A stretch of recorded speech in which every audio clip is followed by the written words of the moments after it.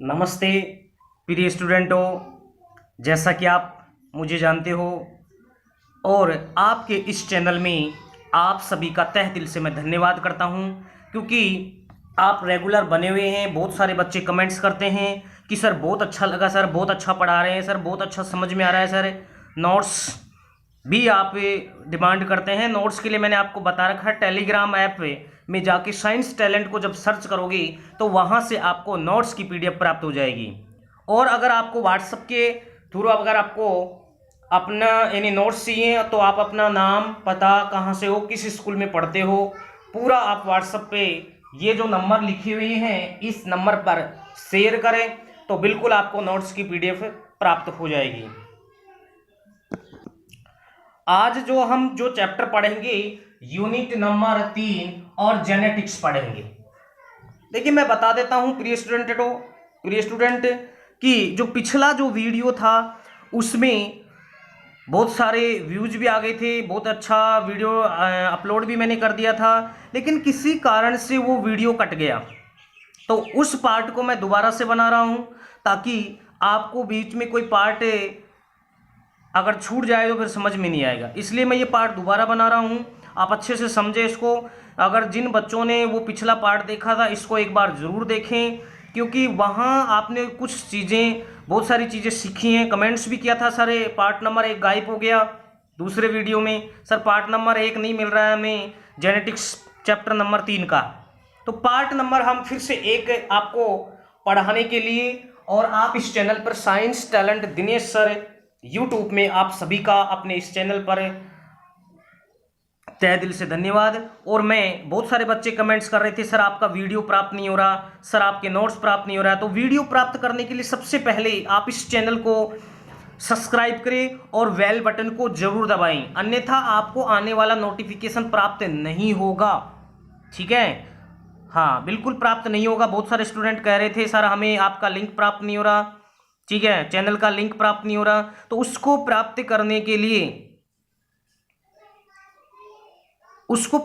आप इस चैनल को सब्सक्राइब करें और बेल बटन को जरूर दबाएं और ज़्यादा से ज़्यादा स्टूडेंटों को जोड़ने की कोशिश करें, क्योंकि हम अभी जल्द लाइव क्लास भी पढ़ाने वाले हैं। लाइव क्लास जैसे बहुत सारे स्टूडेंट जुड़ जाते हैं तो वो हम जो लेवल है हमारा, हम 10th क्लास लेवल लेकर पढ़ रहे हैं। और कंपटीशन के लिए आप जानते हो रेलवे है, एनटीसीपी है, और इसके अलावा जैसे बहुत सारे रिट है, सीटेट है, रेलवे के जितने भी ऑल कंपटीशन, ठीक है। इसके अलावा भी बहुत सारे ऐसे कंपटीशन जिनके अंदर बेसिक साइंस आती है, तो उसके लिए भी आप इस चैनल को सब्सक्राइब करें और पढ़ें, रेगुलर पढ़ें, नोट्स उतारते रहिए। ठीक है, चलो शुरू करते हैं। सबसे पहले देखिए हम इस चैप्टर की ही शुरुआत करते हैं, इसका इंट्रोडक्शन करते हैं। इंट्रोडक्शन में देखिए सबसे पहले मैं आपको बता देता हूं जेनेटिक्स, इसको हम कहते हैं साइंस की लैंग्वेज में आनुवांशिकी। क्या कहते हैं? आनुवांशिकी।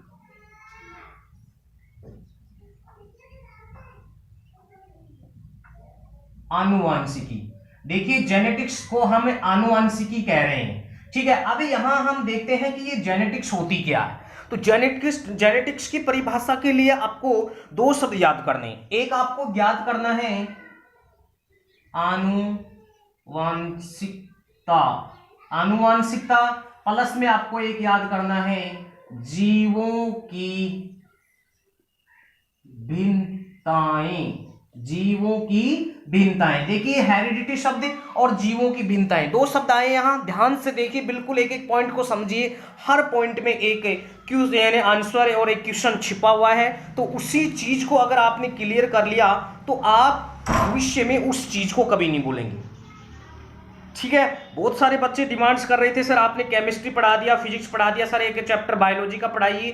तो उन्हीं की कमेंट्स के आधार पे मुझे बहुत अच्छा लगता है जब आप कमेंट्स करते हो, एक कॉन्फिडेंस मिलता है। ठीक है, तो देखिए, और सबसे पहले मैं बता दूं आपको, अगर आपको अच्छा लग रहा है तो इस चैनल को लाइक जरूर करें, शेयर करें, सब्सक्राइब करें और बेल बटन को दबाना ना भूलें। तो देखिए सबसे पहले 2 शब्द हैं, एक आनुवांशिकता और एक जीवों की भिन्नता। तो देखिए यहां एक शब्द होता है बायोलॉजी, ठीक है, एक शब्द होता है, यानी हम इसको कह सकते हैं जीव विज्ञान। क्या कह सकते हैं? जीव विज्ञान। तो इसकी परिभाषा क्या बनाएंगे जेनेटिक्स की, आनुवांशिकी की, कि जीव विज्ञान की वह शाखा, जीव विज्ञान की वह शाखा जिसमें आनुवंशिकता और जीवों की भिन्नताओं का अध्ययन किया जाता है। प्रिय स्टूडेंटों, स्टडी की जाती है, स्टडी की जाती है, अध्ययन किया जाता है, उसे हम कहते हैं जेनेटिक्स कहते हैं। उसे हम क्या कहते हैं? जेनेटिक्स कहते हैं। तो ये परिभाषा हुई हमारी यानी आनुवांशिकी की, कि आनुवांशिकता यानी जीव विज्ञान की वह शाखा जिसमें आनुवांशिकता और जीवों की भिन्नताओं का अध्ययन किया जाता है, उसे हम आनुवांशिकी, उसे हम जेनेटिक्स कहते हैं। नेक्स्ट, जब हम जेनेटिक्स पढ़ रहे हैं तो हमें जेनेटिक्स के बारे में कुछ नॉलेज होनी चाहिए कि ये शब्द कहां से आया, किसने इसकी पुष्टि की। तो सबसे पहले ये जो जेनेटिक्स शब्द है, ठीक है, ये जो जेनेटिक्स शब्द है, अगर हम जेनेटिक्स शब्द की बात करें तो ये जेनेटिक्स जो शब्द है ये सबसे पहले एक वैज्ञानिक थे और इनका नाम था बैटसन। और बैटसन ने 1905 में कौन सा शब्द दिया था? शब्द दिया था जेनेटिक्स।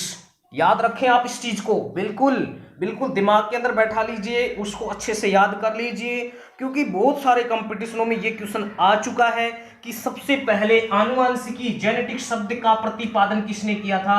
बैटसन ने किया था। और ये कब किया था? 1905 में किया था। कब किया था? 1905 में किया था। और इसीलिए क्वेश्चन बनाया, बिल्कुल स्टार लगा के लिख लीजिए, आधुनिक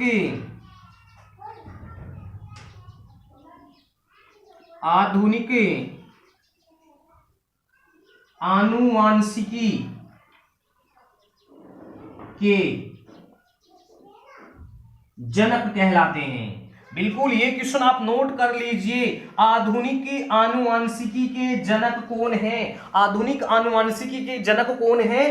बैटसन है। और बैटसन ने कौन सा शब्द दिया था? जेनेटिक शब्द दिया था। कब दिया था? 1905 में दिया। कब दिया? 1905 में। और इसीलिए इसको आधुनिक आनुवांशिकी के जनक कहते हैं। आधुनिक आनुवांशिकी के जनक कौन है? वो है बैटसन। ठीक है, आप अच्छे से अपने दिमाग में बैठा लीजिए। और अभी आपने आनुवांशिकी परिभाषा पढ़ी, यहां आपने बैटसन के बारे में पढ़ा। बैटसन आनुवांशिकी के यानी आधुनिक आनुवांशिकी के जनक है। देखिए प्रिय स्टूडेंट, मैं बता देता हूं, इसी चैप्टर में मैं चर्चा भी करूंगा कि यहां से अगर ये शब्द हटा दिया जाए आनुवांशिकी के जनक, तो वो है ग्रेगर जॉन मेंडल। और ग्रेगर जॉन मेंडल को ही पढ़ने वाला है इस चैप्टर में पूरा कंप्लीट। जो उन्होंने नियम दिए वो नियम पढ़ेंगे, ठीक है। सफलता का क्या राज था वो भी पढ़ेंगे। और मटर के पौधे का चयन क्यों किया? बहुत सारा क्वेश्चन तो यही आ जाता है। मटर अगर जो मेंडल है उसने किस पौधे पर अध्ययन किया था?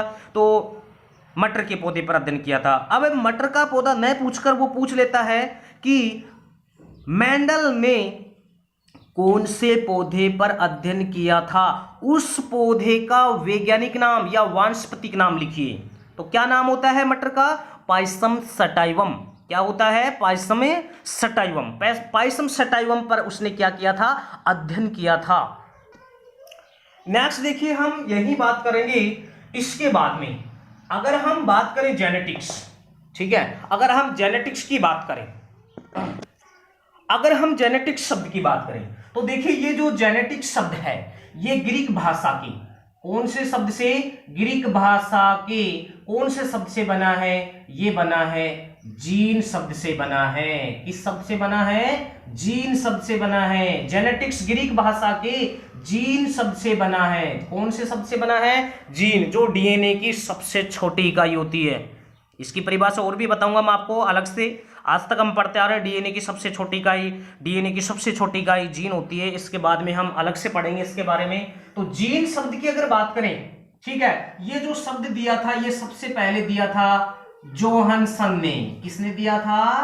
जोहानसन नामक वैज्ञानिक ने दिया था। कौन से वैज्ञानिक ने दिया था? जोहानसन नामक वैज्ञानिक ने दिया था। देखिए अगर इसको कैसे याद करें, बहुत सारे स्टूडेंट डिमांड कर रहे थे सर हम वैज्ञानिकों के नाम भूल जाते हैं, सब ट्रिक बताइए। बिल्कुल मैं आपको ट्रिक बता रहा हूं, देखिए उसको याद कीजिए आप। देखिए यहां जीन शब्द है, मैं यहां लिख देता हूं जीन। देखो जैसे बना है और इसमें भी पहला नाम क्या है? जैसे ही है। न है लास्ट में और यहां भी क्या है? लास्ट में न है। तो जोहानसन में और जीन में पहला शब्द और अंतिम शब्द दोनों मेल खाते हैं, इसलिए आप भूलेंगे नहीं, कभी नहीं भूलेंगे। अगर आपने उसका लॉजिक अगर अपने दिमाग के अंदर बैठा लिया तो आप कभी भूल नहीं पाएंगे उसको।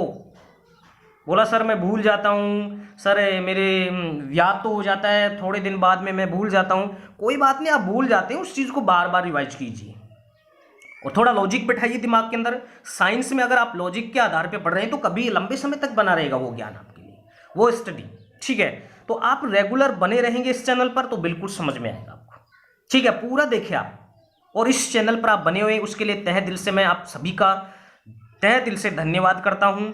और अगर आपको नोट्स चाहिए तो अगर आप नए स्टूडेंट हैं, आपको पता नहीं है कुछ भी, तो आप मेरे व्हाट्सएप नंबर पे अपना नाम पता लिखकर आप नोट्स ले सकते हैं। बिल्कुल मैं आपकी पूरी हेल्प करूंगा अगर आप इस चैनल पर बने हुए हैं तो।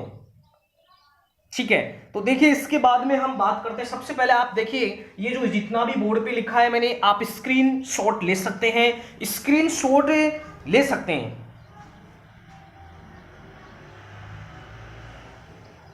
चलो देखिए, मैंने स्क्रीन शॉट के लिए इसलिए आपको कहा है कि बहुत सारे स्टूडेंट ऐसे होते हैं जब फ्री टाइम होता है तो उस स्क्रीन शॉट को देखिए कि सर ने क्या क्या पढ़ाया था, उसको आप दिमाग के अंदर लाइए उस शब्द को कि सर ने इसके बारे में ये बताया था।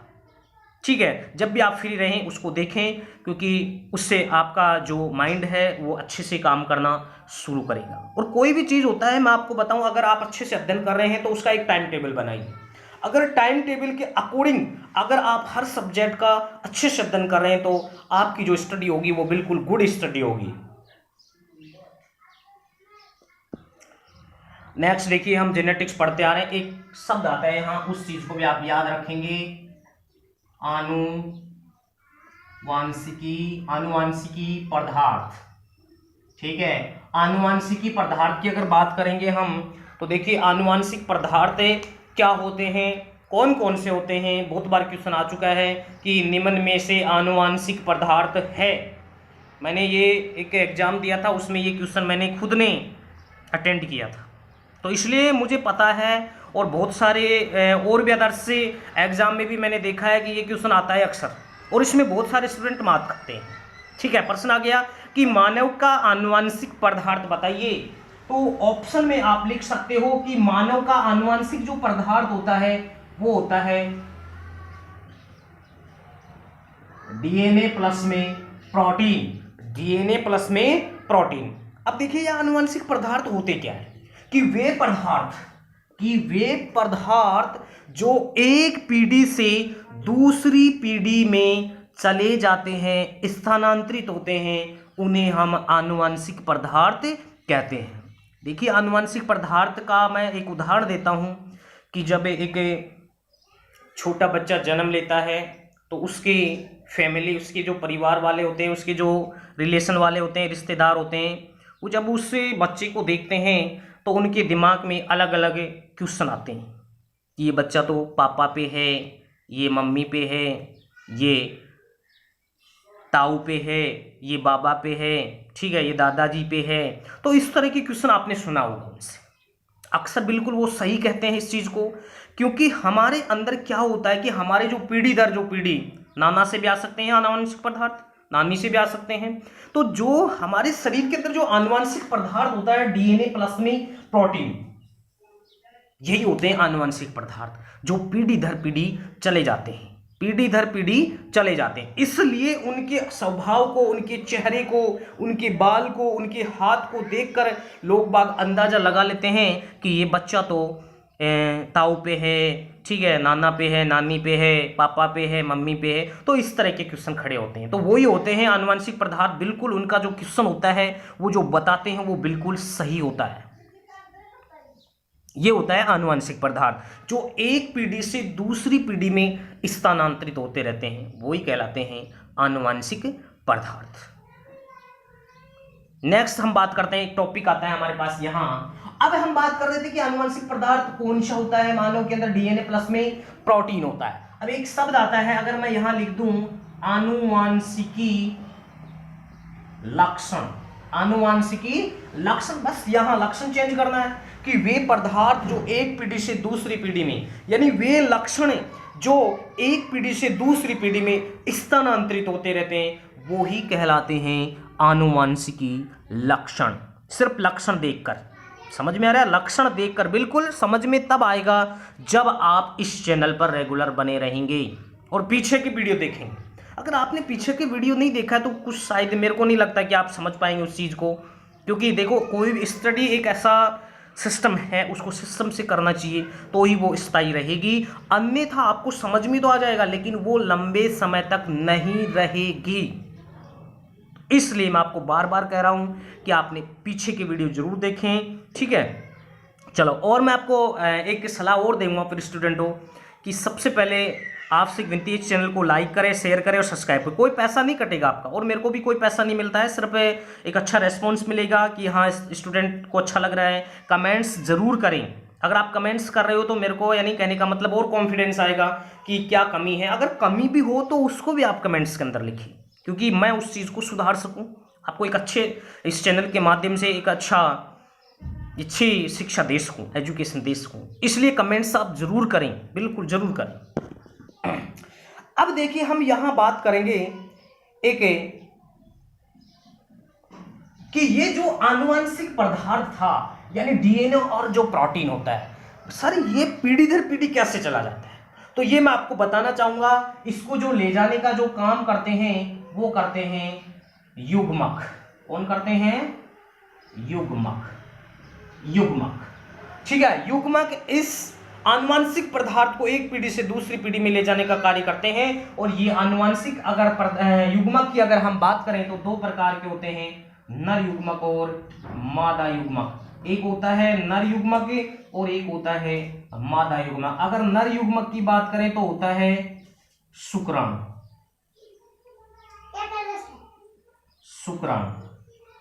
और एक होता है यहां अंडाणु। क्या होता है? अंडाणु होता है। एक शुक्राणु और एक अंडाणु, यानी ये नर युग्मक होता है और ये मादा युग्मक होता है। और इन्हीं के द्वारा ये एक पीढ़ी से दूसरी पीढ़ी में स्थानांतरित होते रहते हैं। इसको मान सकते हैं जैसे मान लीजिए पिता और माता, इस तरह से आप इस चीज को मान सकते हैं।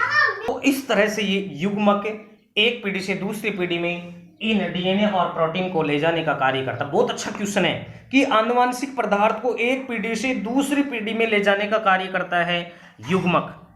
नर के अंदर शुक्राणु होता है और मादा के अंदर अंडाणु होता है।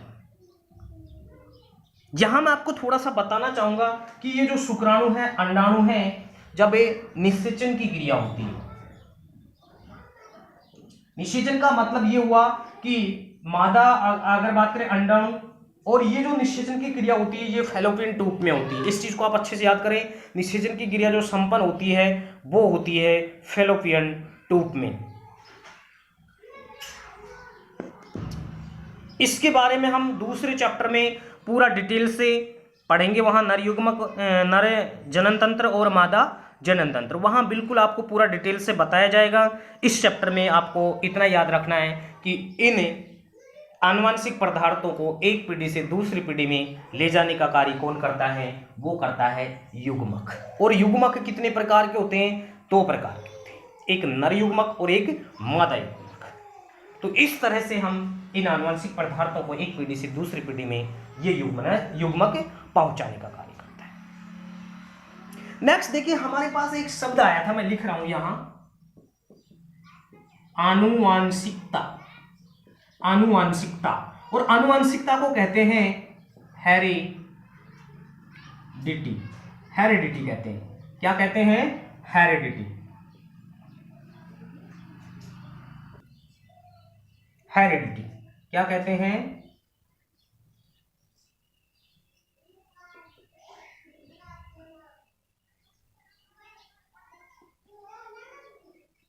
हेरिडिटी। ठीक, एक शब्द आया अपने पास हेरिडिटी। क्या आया है? हेरिडिटी।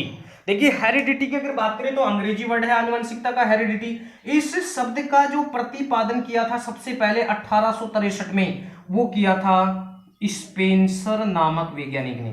कौन से वैज्ञानिक ने किया था? स्पेंसर नामक वैज्ञानिक। बिल्कुल याद कीजिए उस चीज को, आप देखिए स्पेंसर ने कौन सा शब्द का प्रतिपादन किया था? हेरिडिटी शब्द, आनुवंशिकता का।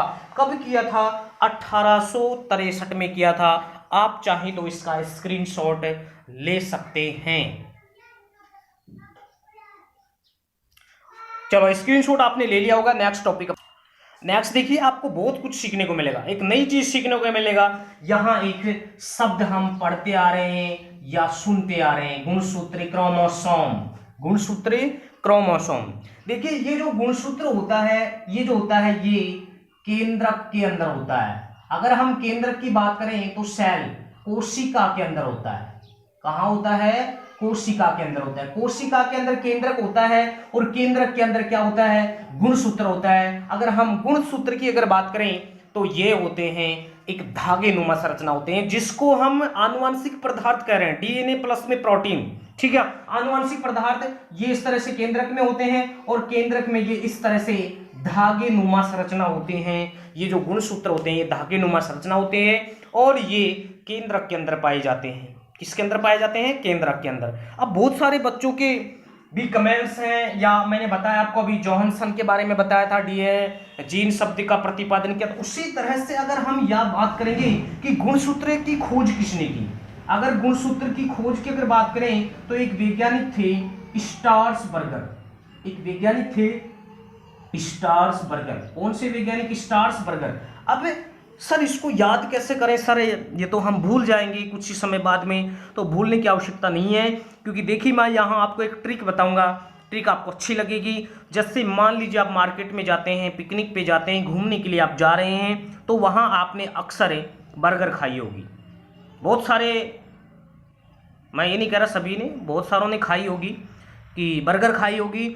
और बर्गर के अंदर जब हम उसको खाते हैं तो जो उसके अंदर लगाता है हमें पत्ता गोभी, उसको काट कर लगाता है धागे नुमा संरचना में, ठीक है। तो धागे नुमा संरचना क्या लगा रहा है? पत्ता गोभी लगा रहा है। क्या खा रहे हैं हम? बर्गर। तो आप याद रखें गुणसूत्र की संरचना धागे नुमा होती है। और गुणसूत्र की खोज किसने की? स्ट्रासबर्गर ने की। बर्गर से आप याद कर लेंगे इस चीज को, ठीक है। तो गुणसूत्र की खोज किसने की? स्ट्रासबर्गर ने की। मैं सभी से निवेदन करता हूं कि जल्द ही अपने लाइव क्लास स्टार्ट करेंगे। उसके लिए आप सबसे पहले चैनल को ज़्यादा से ज़्यादा सब्सक्राइब करवाइए, ठीक है। जैसे ही हमारे 1000 सब्सक्राइब होते हैं हम आपको लाइव क्लास बिल्कुल लाइव क्लास में पढ़ेंगे। तो उसके लिए आप थोड़ा सा इस वीडियो को ज़्यादा से ज़्यादा शेयर करें और सब्सक्राइब जरूर करवाइए। और जो स्टूडेंट नहीं पढ़ रहे हैं उन्हें भी बताइए कि भैया रेगुलर साइंस पढ़ाई जा रही है, बिल्कुल अच्छे से समझ में आएगा आपको, चाहे वो कंपटीशन का स्टूडेंट हो, चाहे वो 10th क्लास का स्टूडेंट हो, बिल्कुल आपके समझ में आएगा। ऐसी कोई बात नहीं, अगर आप रेगुलर किसी भी चीज़ का अध्ययन करते हैं बिल्कुल समझ में आती है। तो इस चैनल पर समय देने के लिए आप सभी का तहे दिल से मैं धन्यवाद करता हूँ। नेक्स्ट वीडियो में फिर मिलते हैं।